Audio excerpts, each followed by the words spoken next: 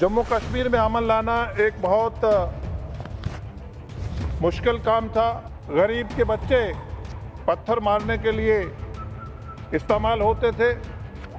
आज वहाँ गरीब का बच्चा जो है वो स्कूल में जाता है और एक अमन और खुशहाली की तरफ जम्मू कश्मीर बढ़ रहा है। भारत की वज़ीर ख़जाना निर्मला सीतारमण जी ने जो यूनियन बजट पेश करा 24-25 और इसके साथ साथ जम्मू कश्मीर का जो बजट है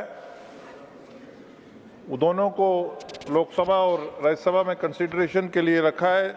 मैं इनकी सपोर्ट में खड़ा हुआ हूँ और जम्मू कश्मीर में मोटे तौर पर बजट को एनहेंस करा है और वहाँ जीडीपी बढ़ा है। और दुर्भाग्यपूर्ण बात ये रही है कि जम्मू कश्मीर की 1.25 करोड़ के करीब पॉपुलेशन है, लेकिन उसका जो एम्प्लॉइज़ का रेशो है वो बिहार जैसी बड़ी स्टेट के बराबर है। और इसके साथ साथ स्पेशल पुलिस का जो असिस्टेंट इस पहली बार हुआ है। डिप्टी चेयरमैन सर, जम्मू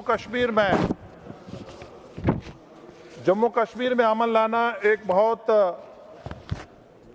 मुश्किल काम था और वहाँ कैलेंडर लगते थे और वहाँ गरीब के बच्चे पत्थर मारने के लिए इस्तेमाल होते थे। आज वहाँ गरीब का बच्चा जो है वो स्कूल में जाता है, जिमीदार आज खेत में जाता है और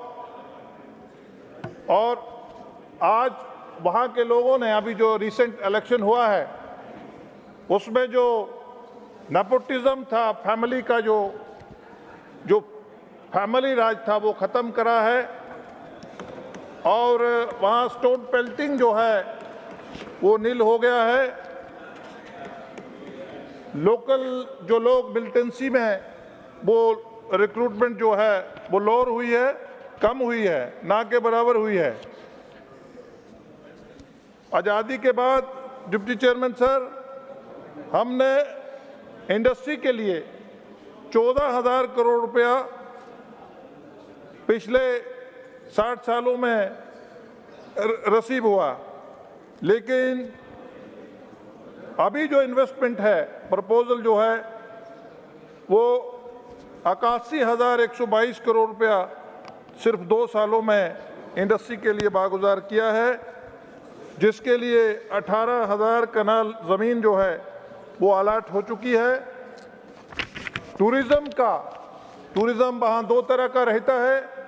जम्मू कश्मीर की इकोनॉमी उस पर निर्भर है। वहाँ पिछला जो डाटा है वो करीब 2 करोड़ के करीब जो हाईएस्ट है जो भी हमारे देश में टूरिस्ट स्पॉट है। इसके साथ साथ कश्मीर को एक आज डेस्टिनेशन बनाया है।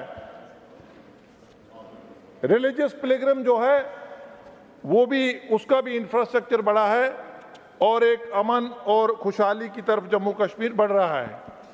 आज वहाँ स्ट्राइक का टेकर्स कोई नहीं है। कल तक जो बिजनेस वाला, रेडी फड़ी वाला और एक ख्वाब था, लेकिन आज वहाँ नरेंद्र मोदी जी की रहनुमाई में और वज़ीर दाखिला अमित शाह जी की रहनुमाई में और वहाँ एलजी प्रशासन ने आज अमन से गरीब अपनी नींद सोता है और रेडी फड़ी वाला, छोटा बिजनेसमैन, बड़ा बिजनेसमैन अपने कारोबार पे जाते हैं। ऑनरेबल डिप्टी चेयरमैन सर,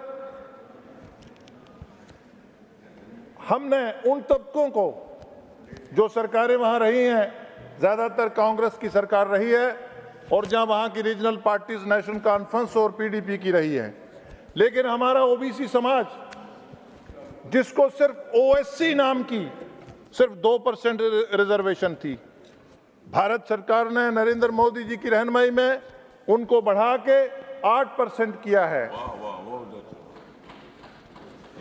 हम भारतीय जनता पार्टी सिर्फ बात करने पे विश्वास नहीं रखती, वो देने पे विश्वास रखती है।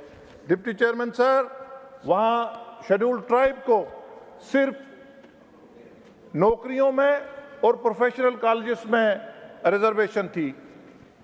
नरेंद्र मोदी सरकार ने शेड्यूल्ड ट्राइब को वहाँ 9 सीटें रिजर्व करी हैं और उसके साथ साथ हमारा पीड़ित समाज। आपका समय पूरा हुआ, आप जल्द खत्म करें। एक लाइन प्लीज, सब पार्टी का समय नहीं, पार्टी लिख कर देगी तो आप अपनी बात खत्म सर अभी करें। तो मुझे दे दीजिए सर। इसके साथ साथ हमने वहाँ लैंडलेस लोग थे, उनको 5 मरले जमीन दिया है सर।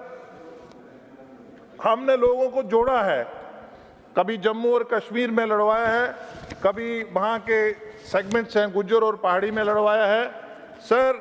मैं इलेक्शन कमिश्नर ऑफ इंडिया को, देश के वजीर आजम नरेंद्र मोदी जी को, HM को मैं मुबारकबाद दूंगा कि शफाफ तरीन इलेक्शन जो है अभी हुआ है और जिसमें वोटिंग परसेंटेज 60% तक हुई है।